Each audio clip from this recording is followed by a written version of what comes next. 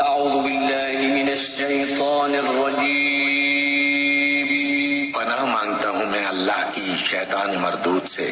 بسم اللہ الرحمن الرحیم، شروع اللہ کا نام لے کر جو بڑا مہربان نہایت رحم والا ہے۔ یا ایہا الذین آمنوا کتب علیکم الصیام کما کتب علی الذین من قبلکم لعلکم تتقون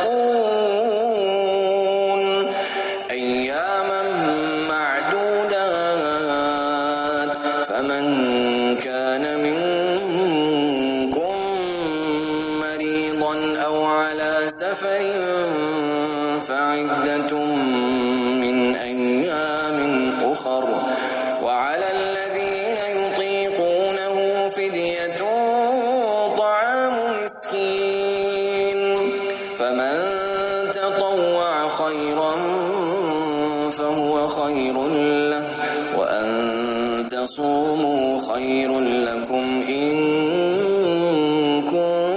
كنتم تعلمون شهر رمضان الذي أنزل فيه القرآن هدى للناس وبينات من الهدى والفرقان فمن شهد منكم الشهر فليصم ومن كان مريضا أو على سفر فعدة من أيام أخر يريد الله بكم اليسر ولا يريد بكم العسر ولتكملوا العدة ولتكبروا الله على ما هداكم ولعلكم تشكرون۔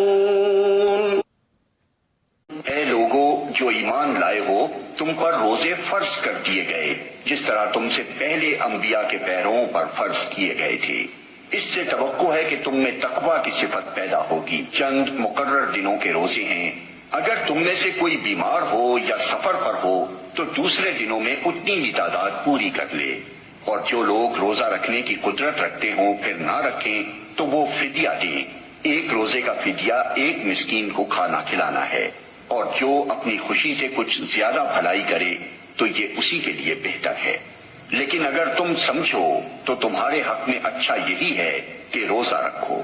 رمضان وہ مہینہ ہے جس میں قرآن نازل کیا گیا جو انسانوں کے لیے سراسر ہدایت ہے اور ایسی واضح تعلیمات پر مشتمل ہے جو راہ راست دکھانے والی اور حق و باطل کا فرق کھول کر رکھ دینے والی ہیں۔ لہٰذا اب سے جو شخص اس مہینے کو پائے اس کو لازم ہے کہ اس پورے مہینے کے روزے رکھے، اور جو کوئی مریض ہو یا سفر پر ہو تو وہ دوسرے دنوں میں روزوں کی تعداد پوری کرے۔ اللہ تمہارے ساتھ نرمی کرنا چاہتا ہے، سختی کرنا نہیں چاہتا۔ اس لیے یہ طریقہ تمہیں بتایا جا رہا ہے تاکہ تم روزوں کی تعداد پوری کر سکو، اور جس ہدایت سے اللہ نے تمہیں سرفراز کیا ہے اس پر اللہ کی کبریائی کا اظہار و اعتراف کرو اور شکر گزار بنو۔